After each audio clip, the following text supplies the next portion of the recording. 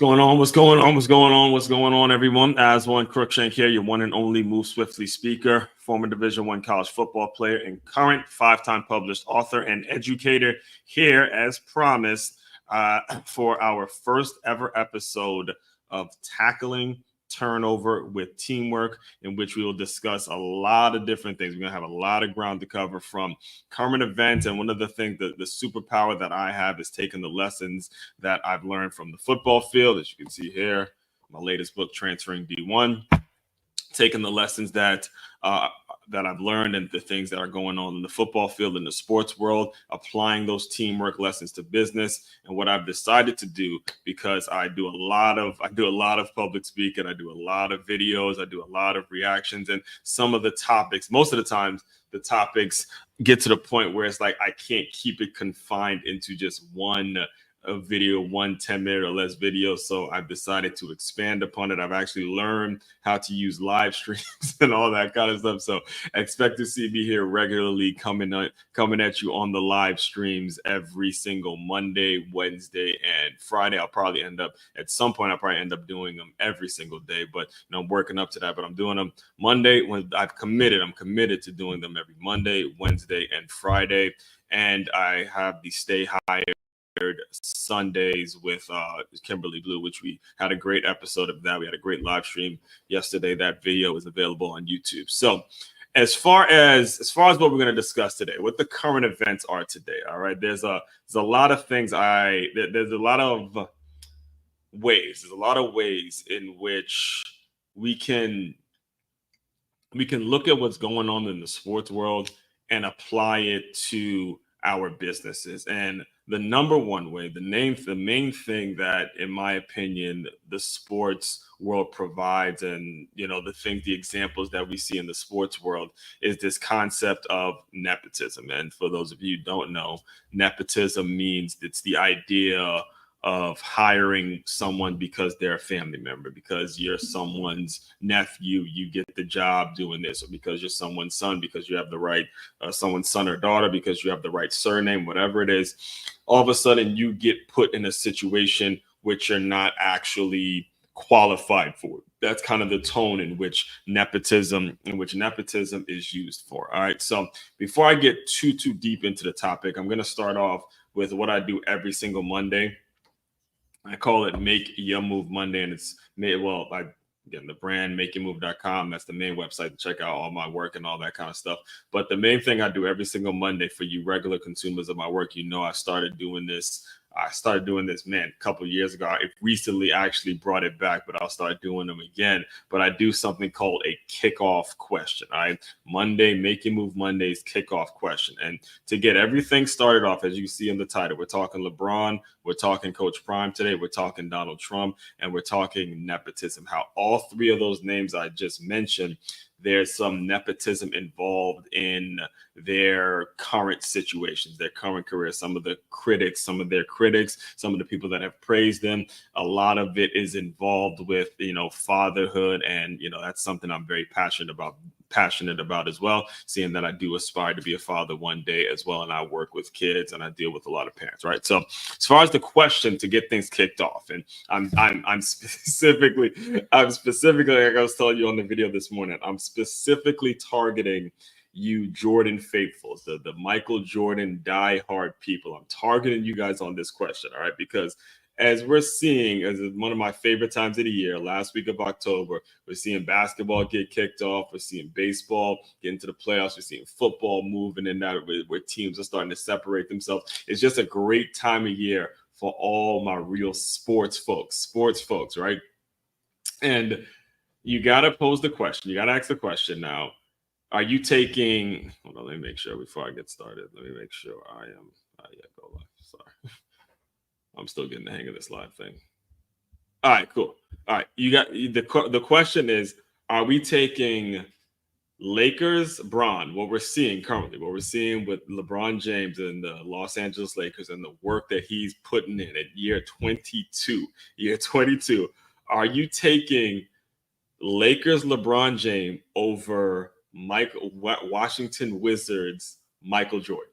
That's the question. That's the question. If you heard that question specifically, if you're one of the Jordan faithfuls, I've been on Team LeBron for a couple of years now, but I'm a little biased seeing that I'm a Miami Heat fan, and he brought us two championships, and what I was witnessing throughout that time as just when he was with the Miami Heat for those 4 years was stuff that didn't make no damn sense. I mean, he was doing shit that was just you just don't like impossible. And I have been on record saying, look, I'm a D Wade fan. Like that was my guy. I remember I used to get into arguments about who was better between D Wade and LeBron just completely trashed that entire argument when he went to the Heat. He proved that he is the GOAT. So for me, the reason I consider him the GOAT is because of that, not because I witnessed it. Now, I'm born 1989, so I grew up in an era where I saw the back end of Chicago Bulls version of Michael Jordan,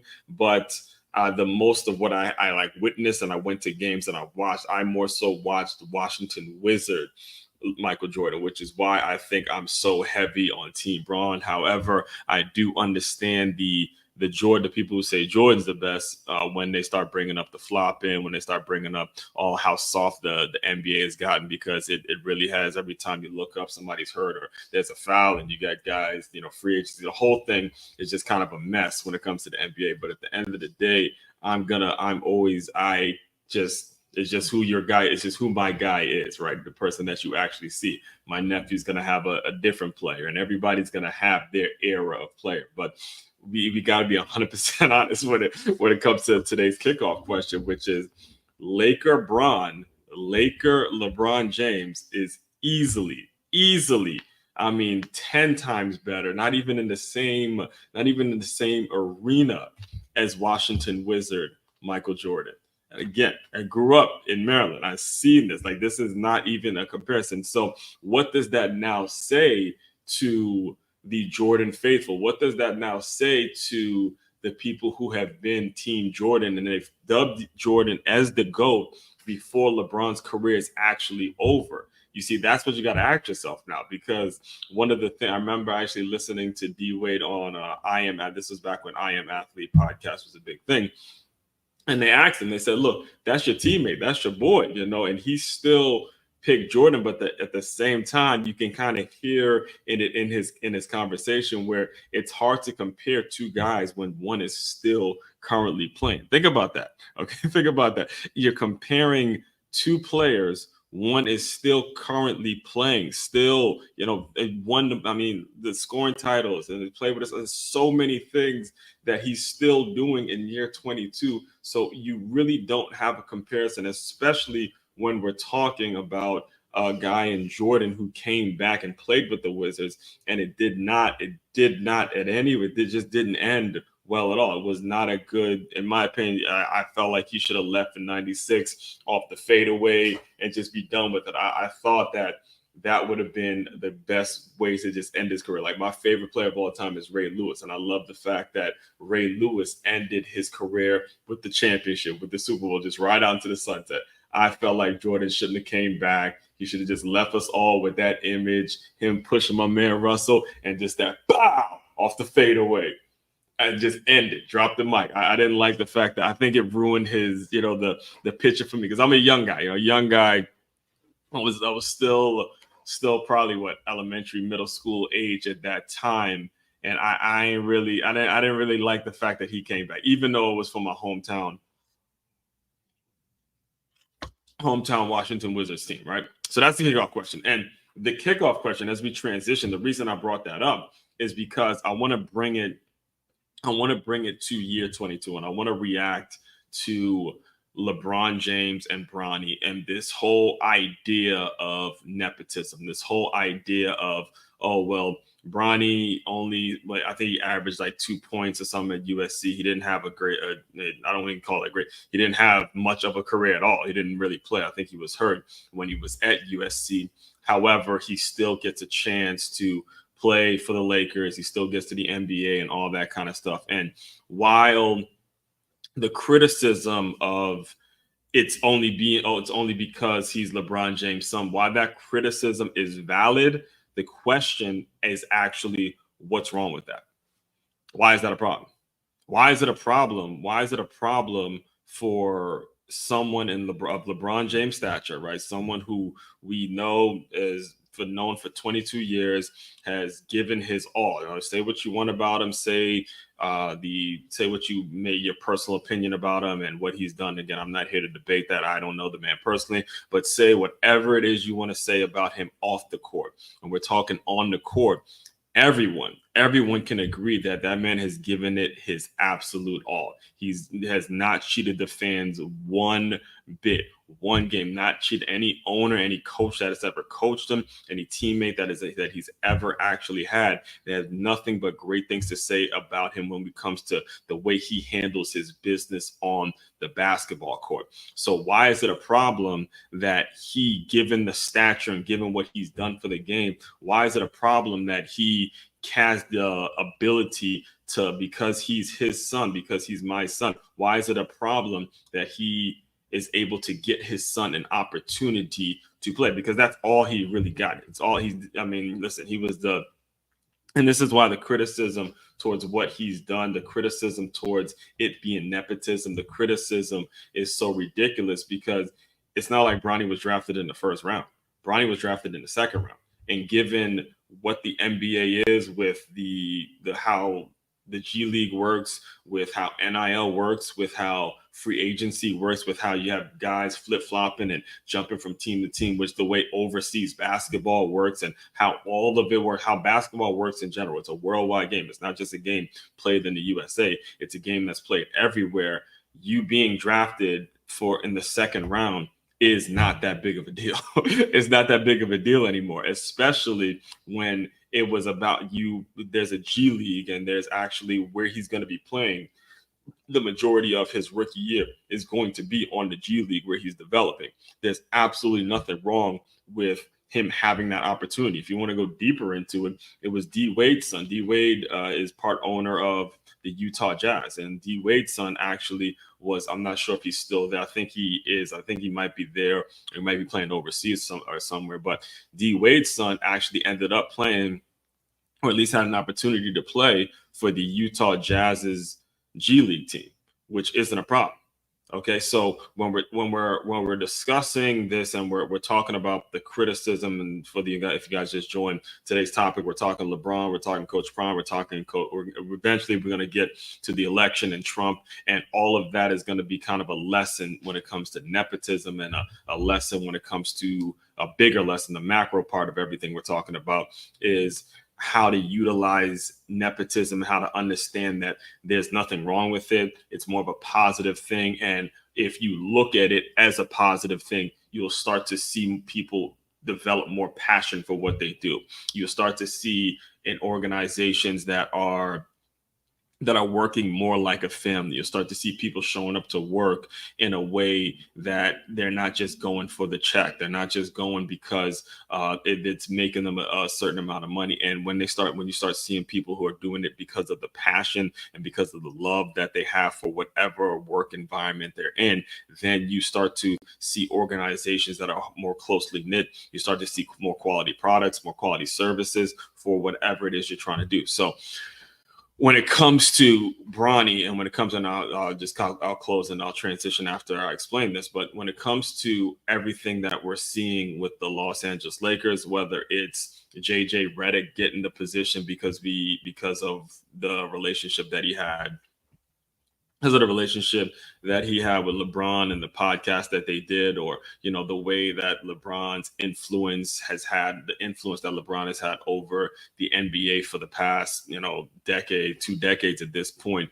There's nothing wrong with his son getting an opportunity, getting drafted in the second round, and eventually going and playing in the G League. Most likely is not going to, no one's going to he's not going to be LeBron James. We can all accept that he's not going to be LeBron James on the basketball court. However, he can be LeBron James, or he can be the greatest in whatever he decides to do. And there's nothing wrong with that. And as a lesson for you business owners out there, the lesson would be, don't be apologetic about wanting opportunities for your kids.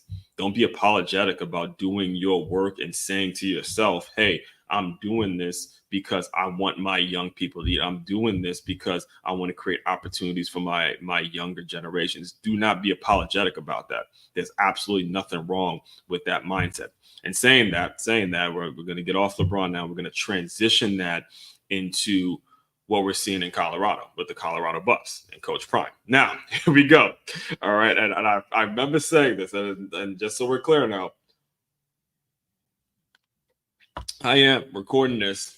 Matter of fact, let me make sure everything is still live and all that good stuff.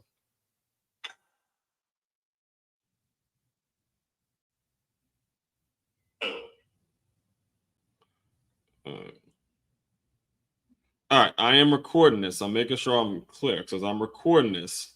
It is October 28th, 2024. All right. Officially 2 seasons in, or 1.5 years seasons in, one little over a half of Coach Prime taking over the Colorado Buffaloes, essentially taking over the media, taking over college, dominating the headlines, dominating college football media, at least, social media and, all the press that he has brought to Colorado. We're officially 2 years in, pretty much 2 years in, and Coach Prime Time Deion Sanders has made the Colorado Buffaloes a team that is bowl eligible. They've won 6 games, and that deserves a hand clap. All right, that deserves a hand clap. It deserves a hand clap. All right, and this is primarily for the players and the people involved with Colorado, the real fans. Whenever I talk Colorado football, whenever I talk Coach Prime, I sort of try to directly have dialogue with the people who are real Buffs fans. All right. I try to more so listen to the ones who are actual not coach, but Colorado Buffs fans.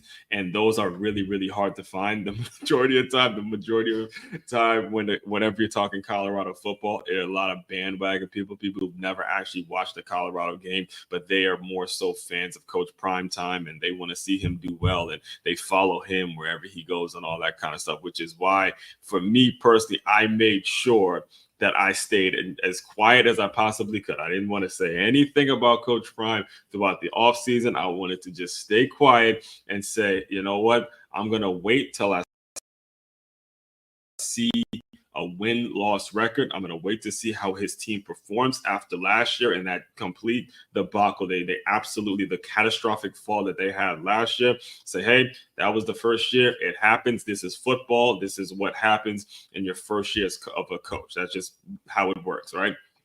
No matter the hype, no matter all the stuff that he got from the transfer portal, no matter how much he talked about how we coming now and all that kind of stuff, last year the team just stunk up the joint. All right. But hey, it was his first year, and that's what happens. This year, I said to myself, you know what? I ain't talking no Coach Prime football. I ain't talking no Colorado football until I see a win-loss record. They've officially become bowl eligible, and now they are ranked in, I believe they're ranked number 23, and they have a good opportunity to win the Big 12 and all that. So again, that deserves a hand clap. They deserve praise for answering the critics, and a lot of people were seeing things. A lot of people were saying, hey, they're not as good, and a lot of people were expecting them to lose. So the team actually does deserve to be praised for the winning.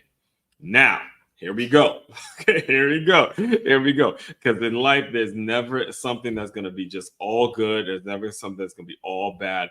There are trade-offs when it comes to everything good and everything bad. There's no perfect situation. There's no just straight, narrow line that's going to be this and be that. There's always a trade-off, all right? The trade-off to, I'm reluctant to actually call it a success. I'll say the trade-off to, if we're going to, the trade-off to the success that he's having this season is the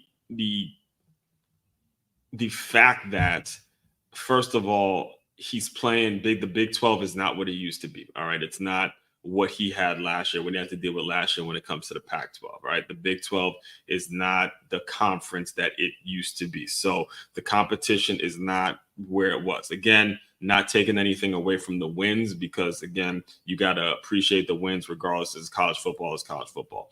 All right. But you do have to recognize that. But also, the question now becomes the bigger question, the macro question. And it's more so the question now when it comes to all the people who are so supportive of Colorado, but really they're actually more so supportive of Coach Prime. The question is, when he becomes successful, now that he has officially become successful at Colorado, or now that he's officially gotten some wins and has been able to have some wins on his belt, and his name is bigger, believe it or not, his name now as a coach is probably surfacing around a whole lot more than it actually was before. Now the question is, what's the reason for him to stay in Colorado? What's the reason? Now that he's made it a success, what's actually going to be the reason for him to stay? He got to stay. He came from high school. This is a Hall of Famer. All right, he's a Hall of Famer. Came from high school, went to Jackson State, which is a FCS program, and he has said it on multiple occasions that his lifestyle was going to be fine regardless. He was, again, Hall of Fame NFL player, could sit back and retire, could not if he didn't want to coach, then he didn't have to coach. He does it for the love, he does it from his heart, he does it because he just loves being out there doing it, which he just doesn't have to. I mean, when it comes to him. However, when he was posed the question when he was at Jackson State, they said, would you consider a Power 5 offer? And his answer was he'd have to consider, not because of his lifestyle, but because of his coach's lifestyle, because of the player's lifestyle, because of the people around him, because of the people that he represents, because of, he is an actual leader, and he has to think about his assistants, his support staff, and the people that follow him. So the question now is it going to, now that he's a success, is it going to make sense for him to stay in Colorado when his two sons move on, his son Shador and Shiloh, and actually the Travis Hunter, who is like a son to him, who he has expressed is like a son to him. Once they move on to the NFL, is the culture, is the team, is he going to be able to go and recruit guys that are going to keep this level of standard? Considering that most of the guys that he brought in were from the transfer portal as it is. That's the question. And this is where a lot of these things relate when it comes to nepotism, when it comes to how we go about as men, how we go about, operating and bringing our kids into the business. This isn't me necessarily criticizing Coach Prime for his decision or his non-decision, whatever he's going to do. I'm like you. Nobody actually knows what he's going to do unless it's him, and that's not him. Doesn't actually knows what's going to happen at the end of the year. But what we can all start to really question is, hey, now that there's somewhat of a culture, somewhat of a win streak here in Colorado, I'm more curious about what real Buffs fans, like real people, that this is why I like listening to Matt McChesney. I like listening to him a lot because he actually played there. I like listening to Joel Klatt. I like listening to the people that actually played for Colorado to really get their thoughts on this, because you just gotta ask yourself these questions. This is a business. College football is a business, and every team is gonna have, like, I'm a diehard. People know me. I'm a diehard Michigan fan. A diehard Michigan fan, like to the point where I'm hurt with the season that we're having, and I was in another world last year. Like when you watch Michigan games with me, so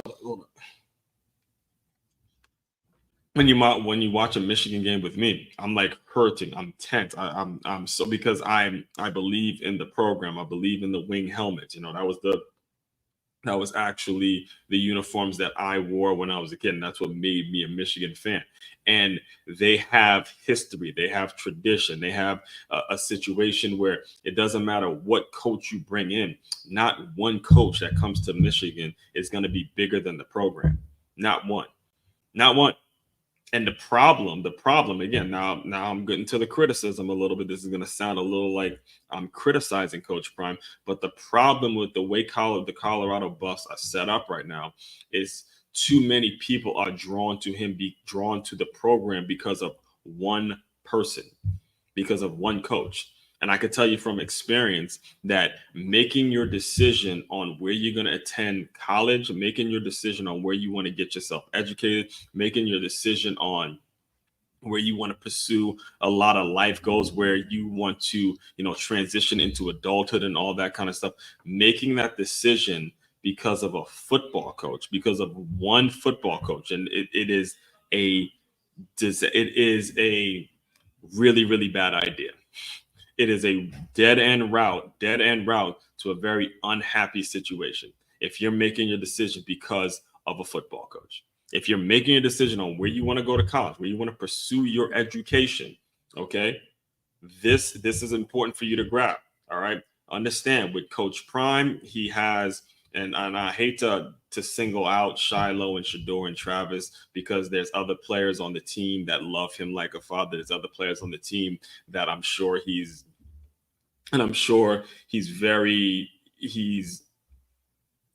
listens to very much, or he loves just as much as his two kids and all that. I'm sure that is the case. However, he still is a father, and he still has to, like he has said, has to make the best decisions for his kids, which is, in my opinion, why Jackson State wasn't the best situation for him, and why he wanted to get out of there and come to Colorado in an environment that was a little better to raise your kids and all that. But that's another conversation. The question now becomes, or the statement, not the question, but the statement becomes now, is Coach Prime, not, that's not the question. The statement is, Coach Prime is the reason that Colorado is getting this amount of attention. Coach Prime is the reason that players are coming to the school. And I'm telling you from experience, that is the wrong way to pick a college. That is the wrong way to pick where you're going to be going and get educated, and where you're going to be attending a higher institution. That's a bad idea. You should not, the world and the things that you're going to be, when you really look back on it, and you can listen to, don't just take my word for it, but you can listen to retired NFL players all over this country, and they will tell you, football is actually a very small part of your life. When you look at overall and everything that's going on and everything that you have seen in this world, all of it, football is actually a really, really small part of an individual's life. And if you're picking your college because of one person, because of one football coach, that eventually is going to catch up with you. That mindset is going to catch up with you. That slave type mindset, because that's actually what it is. It's a slave mentality for you to go and pick a school, pick where you want to get yourself educated, because of one coach who's going to be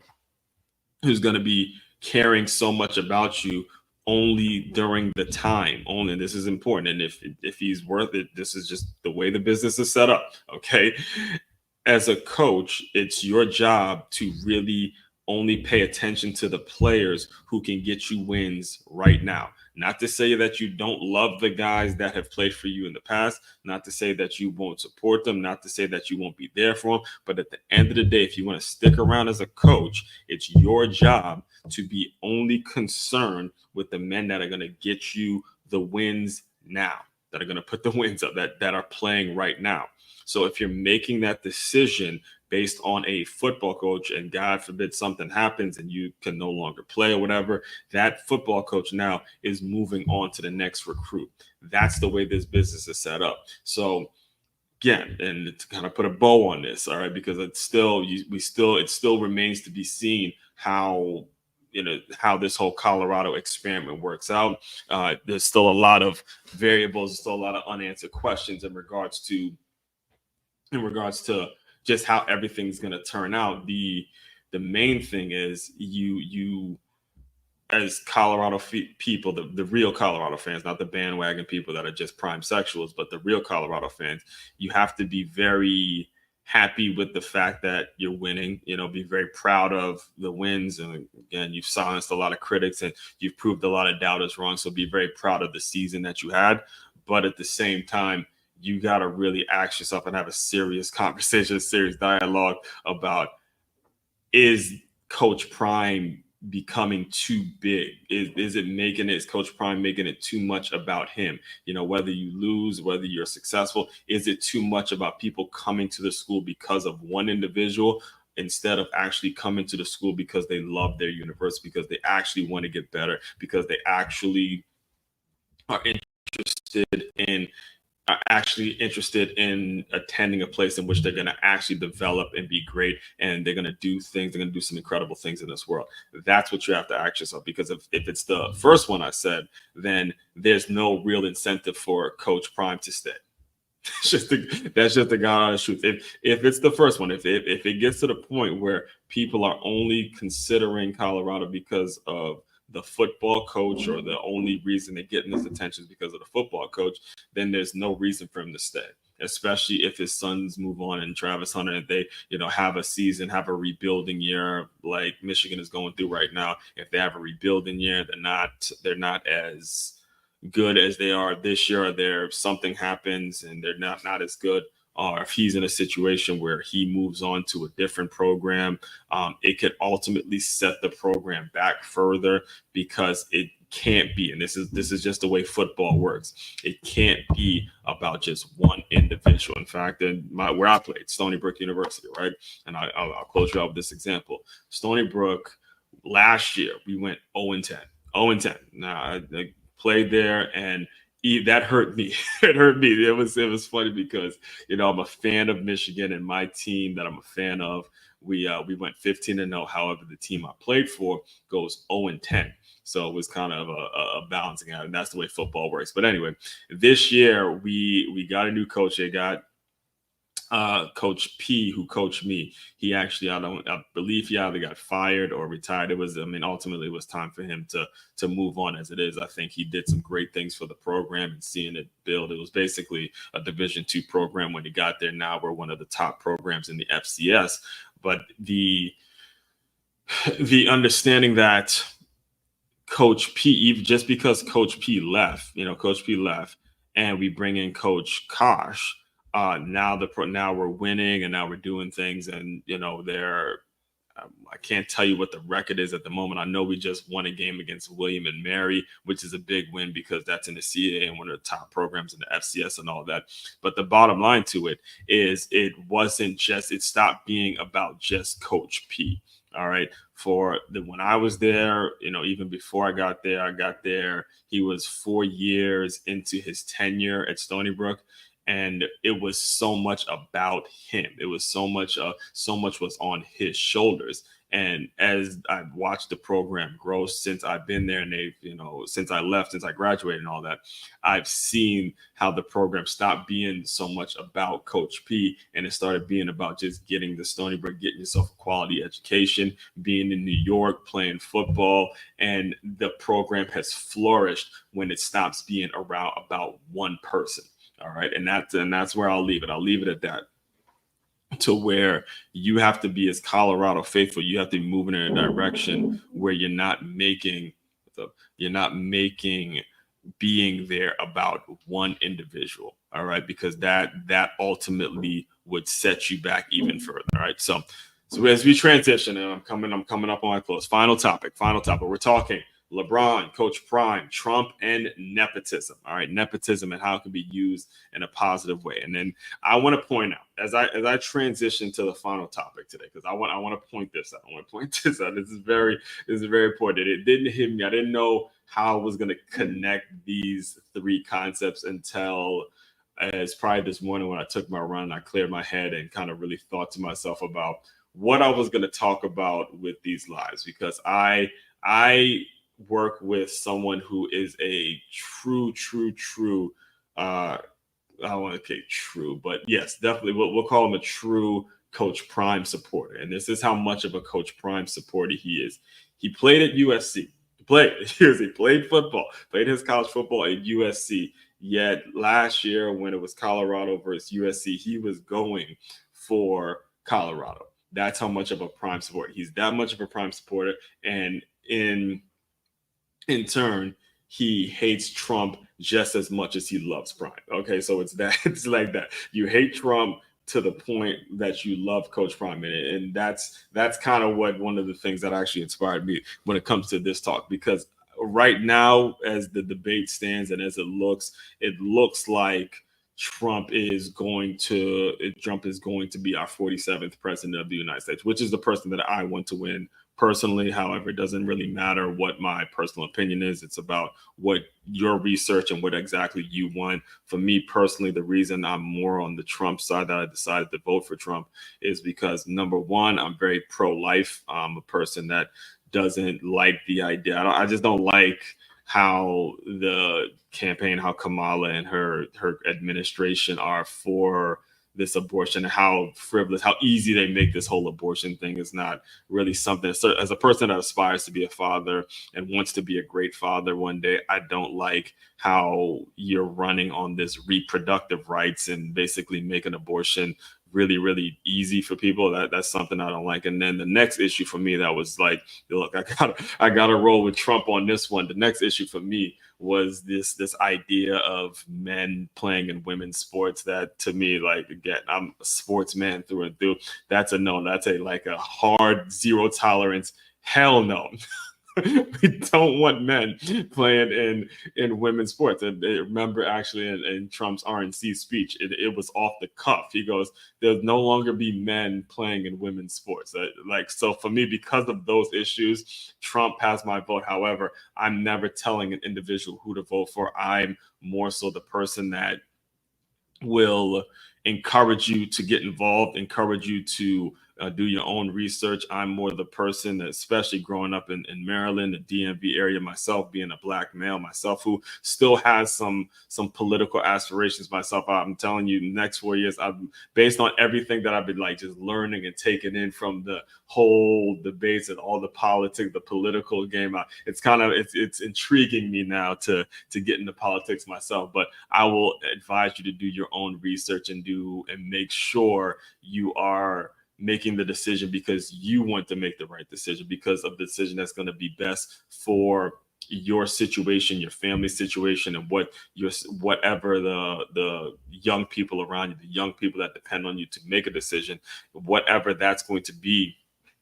Make sure you're making the decisions for those reasons, not because of what the media likes to do and the propaganda and all that kind of stuff. Because one of the things that, I mean, it's crazy to me to think about how I never heard this. I've never heard so much hate towards Trump until he became the president. I've never heard people talk so negatively about him. I mean, there's actual footage, actual people who have just trashed this man for the past 4 years. You see that he's given them jobs, he's given them opportunities. These were like his friends. All right. And that's more of the experience that I've had, the experience that a lot of, like, whether it's LeBron, whether it is Coach Prime, the experience that Trump, Coach Prime, and LeBron have in common is one day you have friends, one day you have supporters, and literally the next step, the next phase, like the next day, you could be trashed by the same people that you were once friends with. That's crazy to me. That is crazy to me. The fact that one day you have all this support and there was nothing wrong until you actually make a decision that's going to better yourself, and all of a sudden you get all this hate. Think about it. Think about it. When LeBron decided he was going to go to Miami, he got painted as this villain, as this person that was just a menace and can't believe he would leave Cleveland. Coach Prime leaves Jackson State. Coach Prime leaves Jackson State. All of a sudden, he is terrible. He's the worst person in the world. Trump runs for president. All of a sudden, oh man, people hate him. And he's this, he's that. He's the next Hitler. I mean, just ridiculous stuff. And this is actually what inspired today's episode, is the fact that when you want to become a success, when you actually make the transition and do stuff that is going to be beneficial to your family and beneficial to the young people, you will get criticized for it. That's fine. When it starts happening, when you start catching those strays, and people that you supported, people that you've loved, people that you have worked with and tried to help in the past, when they start turning on you, just take your right hand and pat yourself on the back like that, because now you're successful. Now you're on the path towards being a success, and now you're making a way. You're making a way for your young people, right? So anyway, I know I get off topic. I got off topic with that. What happened was, here's what happened. I know this guy is, again, huge Coach Prime supporter, right?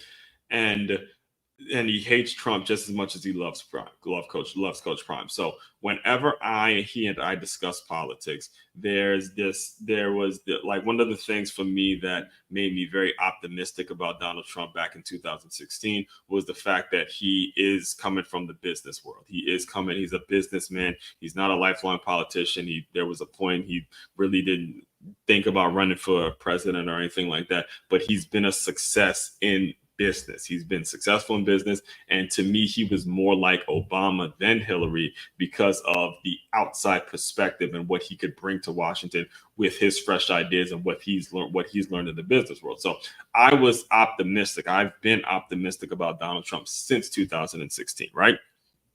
So I asked this individual, I posed that as to poke some holes in his argument about how Trump is so bad, Trump is bad, Trump is bad, Trump is bad. And I said, look, he's been a successful in the business world. And then his argument was, oh, well, that's because his father made him a success. And to the people, and he's not the only one that makes this argument, I'm just using him as an example. But there's a lot of people who say, oh, well, Trump's success he only inherited it because of his father. His father is the one that did this for him. His father's the one that did that for him. So when you got to keep that same energy, and the reason I'm bringing him up specifically is because you got to keep that same energy when we're talking about Shador, right? If Trump's dad is the only reason that Trump has been successful in the business world, that's like saying Shador is the Coach Prime, Deion Sanders is the only reason that Shador has been a success on the football field. And that's bullshit. That's bullshit. It's not. I mean, it is just not the case. It's not Coach Prime out there, threading the needle and hitting guys in stride. Okay, he may have laid the platform, he may have given the opportunity, but at the end of the day, Shador has to show up. Shador has to step up in the pocket, take these sacks, and then boom, like I said, hit guys in stride. Perfectly hit him. He has to perform. So if Trump's dad was a success and he gave him the money, at the end of the day, Trump still had to apply it. He still had to perform in the business world. It wasn't about just he gave him money or he gave him a situation in which he wasn't going to have to work hard. You still have to put in the work, regardless of who your father is, regardless of who your parents are, regardless of how successful somebody makes you. You still have to put in the work. All right. And I make sure, because I'm making sure that I'm emphasizing that to you all, because the topic of today is we're talking why nepotism is not a bad thing. There's nothing wrong with it. It doesn't matter who your parents are. It doesn't matter what your daddy or your mommy did for you. At the end of the day, you got to perform. You got to show up every single day, regardless of what's going on. I've been on both sides of this. Trust me, been on both sides.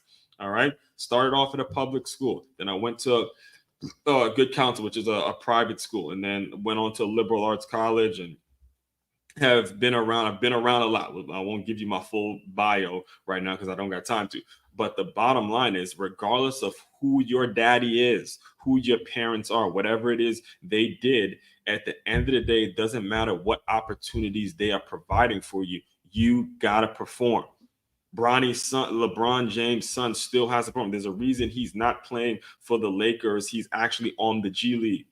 It doesn't matter. Shiloh and Shador still got to perform, regardless of who their daddy is. Trump's dad giving him this money, he still had to apply it and build a business behind it.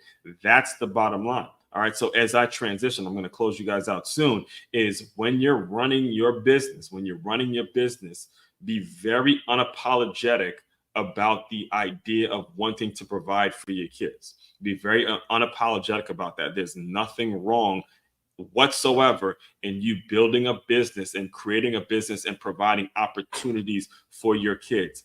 Absolutely nothing wrong with that. However, what's important for you to understand is that you, as the younger person that's listening, understand that just because your daddy is who your daddy is, or just because your mommy is who your mommy is, does not give you an out, does not give you a situation in which you're not going to be required to do a job, and you need to be holding yourself up to the standard that they have set forth.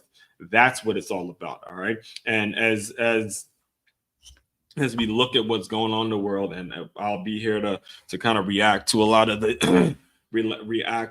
what we're going to see when it comes to everything that we've discussed today. We have to be constantly thinking about how can I create a unit? How can I create a business? How can I create an organization in which people are coming to work every day and it feels like family? They're coming to work every day and it feels like we're doing something bigger. We're doing something for more than just money. We're actually making a dent. We're actually creating opportunities. We're actually working together to create some quality service and quality products that our young people are going to need, and not this constant bashing. And I'll just I have so much more. It's crazy because I have so much more to add to this. But when we look at both sides, and I'm doing my best not to bring up Kamala Harris and the Democrats and all that kind of stuff. But when we look at both sides and we look at what the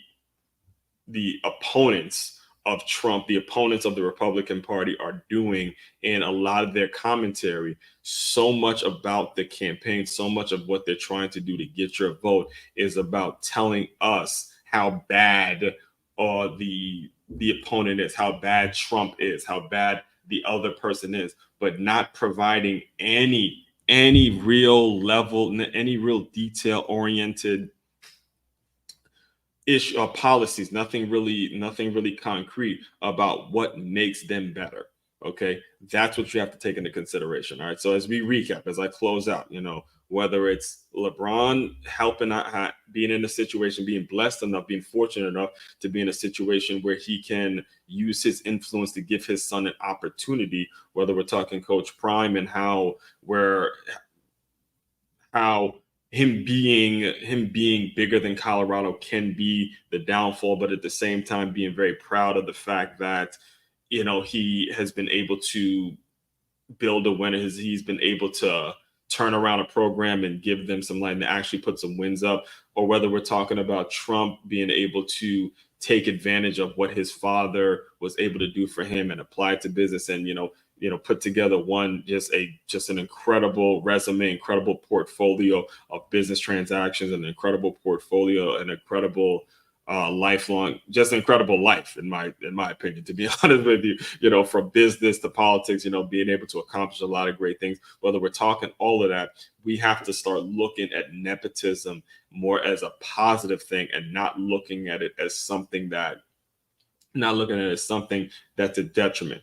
That's really the takeaway of everything that we've discussed today. So again, I'm here eventually it will become an every single day live stream, but for now it's Monday, Wednesday, Friday, and then I do my Stay Hired Sundays with Kimberly Blue, founder of Ardent HR Solutions. So you'll start to see me regularly now that I'm learning the technology, do a lot of these. So all that being said, the main website to check out to dive deeper into all my work, it's makeyourmove.com. That's makeyaMove.com. It's a one-stop shop for your teamwork and your self-development needs. As one, Crookshank here, checking out. You guys continue to move swiftly. We will talk more soon.